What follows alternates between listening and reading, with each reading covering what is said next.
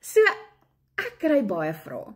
Ek het gereeld mense wat vir my DM stuur, boodskappe stuur, pastoor, hoe werk hierdie, verduidelik daai vir my, en jy's welkom om enige tyd vir my te DM of in die comments vrae te vra of wat ook al. As ek nie weet nie, sal ek vir jou 'n bietjie gaan research en ja, maar nou net nie nonsens vra nie. Okay. Maar baie mense vra my, en ek het dit ook al gevra, hoekom gebeur slegte goed met goeie mense? En dan kan 'n mens nou sê, maar ek bid elke dag, ek lees my Bybel, ek gee vir die armes, ek gee vir die kerk, ek doen nie regte goed. Ons weet dit al, jou dade kan jou nie hemel toe vat nie. Okay? En ek glo alles in die lewe gebeur met 'n doel. Daar's 'n doel hoekom jy deurgaan wat jy deurgaan. Jou testimony wat jy gaan hê as jy nie die handdoek ingooi nie. My boetie, my sussie. As ons in die Bybel gaan kyk, kom ons dink 'n bietjie aan die Samaritaanse vrou wat by die put was. Almal in haar community het haar weggestoot, want sy was op haar hoeveelste man gewees, en wat het Jesus vir haar gesê, die man by wie jy nou is ook nie jou man nie. En almal het haar gejudge, almal het haar sleg behandel, en hier kom Jesus, en hy sit en hy het actually 'n conversation met haar, en hy judge haar nie, okay? En daai getuienis, weet ons tot vandag toe, wat sy impak dit gehad het. Daar's soveel, toe die Israeliete uit Egipte uit is, en hulle kom daar voor die see, en nou is dit soos in, hulle die Egiptenare hier agter hulle die see hier voor hulle, so it's either get killed by soldiers, of kom ons verdrink in die see. So, they were between a rock and a hard place, okay? En wat gebeur? God doen 'n wonderwerk, en hy laat letterlik daai see vir hulle oopgaan, en hulle het op droë grond deur daai see geloop, okay? Dit wat hulle gedink het, is hierdie verskriklike ding, en dit was op daai oomblik, het God omgedraai. Daar's soveel getuienisse in die Bybel, siekes wat Jesus genees het, die man in die Bybel wat daai evil spirits gehad het, en hy buite die dorp daar rondgehardloop en te kere gegaan, en daai man was vrygemaak van daai spirits. Waarom het God dit toegelaat? Want daar was 'n testimony. Die vrou moet bloed vloei. Hoeveel jaar het sy nie gesukkel nie? En haar geloof om net aan Jesus se kleed te vat, aan die soem van sy kleed. Haar getuienis weet ons tot vandag toe. Lazarus, come on, julle. Hy was dood, hy het al begin stink.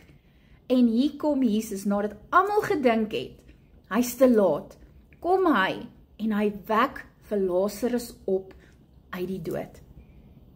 Job, julle, nou kyk, arme Job, hy het letterlik alles verloor. Sy eie vrou en sy vriende het vir hom gesê, om God af te skryf. Maar wat het hy gedoen? Hy het gesê nee, en hy het aangehou om God te dien.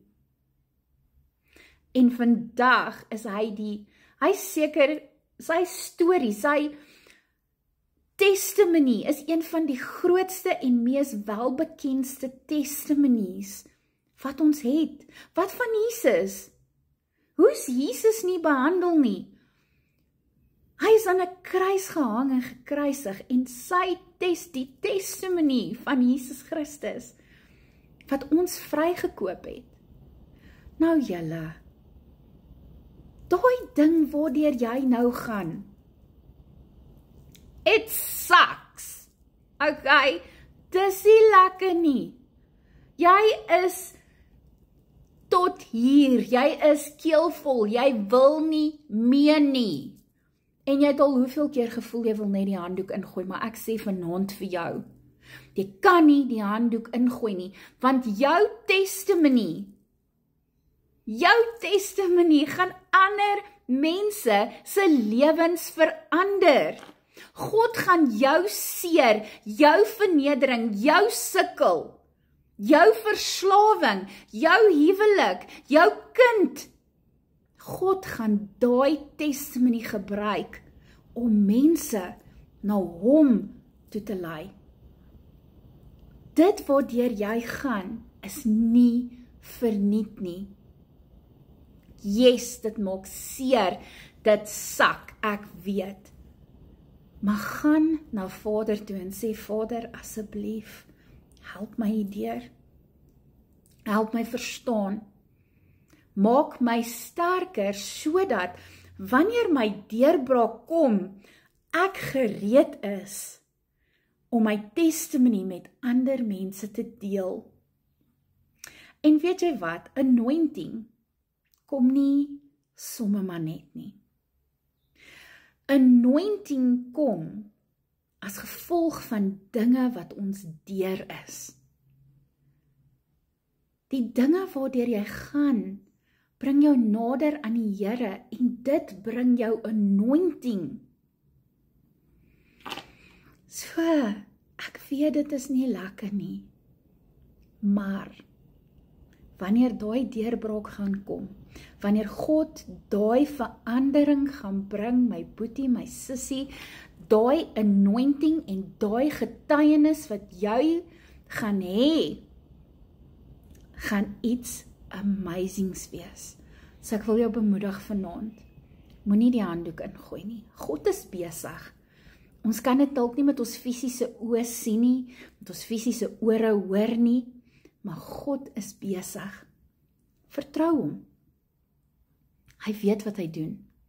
Hy het al lankal geweet wat nou gaan gebeur, wat môre gaan gebeur, wat oor 'n week, 'n jaar, 5 jaar gaan gebeur. He's got you covered. Jy hoef nie te worry nie. Ek hoop hierdie boodskap bemoedig iemand. Mag jy 'n wonderlike geseënde aand hê. Shalom.